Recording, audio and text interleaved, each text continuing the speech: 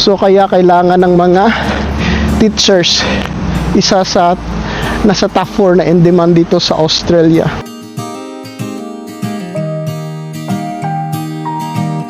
Magandang araw po sa ating lahat. Ito pala si Kuya Pabs. Nandito tayo ngayon sa Western Australia. So ngayon 5 o'clock in the afternoon, kalalabas lang galing sa trabaho. To this video, isi-share ko sa inyo ano yung top 5 na mga profession na in demand dito sa Australia as of 2026. So sa mga bago pa sa aking channel, ito pala si Kuya Pabs. Isa po akong civil engineer na nandito ngayon sa Western Australia. Nasa pang-5 is yung mga civil engineers. So dahil nga sa lumalaking development, maraming development dito sa Australia, particularly dito sa Western Australia, may mga infrastructure, oil and gas, mining. So kaya isa yung civil engineering profession na kabilang sa top 5. So kailangan nila dito na maraming mga civil engineers para mapunuan yung kakulangan ng kailangan nila dito. Yung top 4 naman natin ay yung mga sinasabi nilang mga early childhood teachers.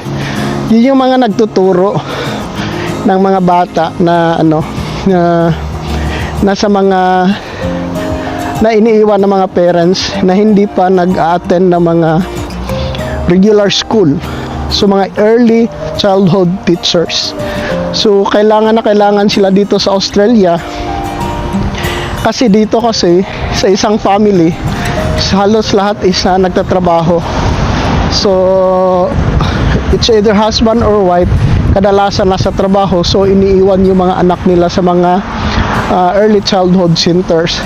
So kaya kailangan ng mga teachers, isa sa nasa top 4 na in demand dito sa Australia. So ngayon naman is yung top 3 natin is yung mga construction managers.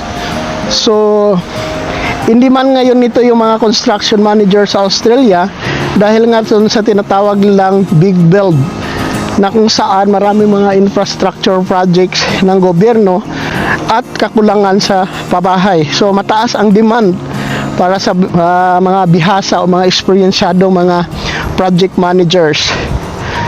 So kung nagpaplano kayo na pupunta dito, yung mga construction managers na mga eksperyensyado, try nung i-explore yung opportunity sa profession na to.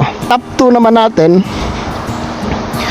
so yung mga software engineers or software and application programmers or ICT professional. So ito naman, dahil patuloy ang digital transformation, so kailangan sila dito kung saan maraming mga kumpanya ang lumilipat na sa mga digital platform. So dun sa mga software engineers, mga IT professionals, nasa top 2 po kayo sa listahan. At saka kung balak niyo pupunta dito, try niyo i-explore yung opportunity na ito. At yung nasa top 1 naman natin sa ating listahan is yung mga nurses or yung mga medical practitioners. So dahil nga sa padami ng population dito sa Australia, so kaya kailangan yung mga nurses para sa mga hospitals dito. So actually ito since previous years, lagi siyang nasa top 1 talaga yung mga nurses na mga profession, yung mga nurses naging top 1 sa in demand dito sa Australia. So marami namang pathway yung pwedeng daanan para makapunta dito. May iba't ibang pathway at saka iba't ibang visa options na pwede yung daanan, pathway papunta dito sa Australia. So yung mga sahod naman pag-uusapan natin yun separately sa other videos natin. Okay, sa ngayon lang, yun lang muna. Maraming salamat sa panonood. Ingat po kayo. God bless.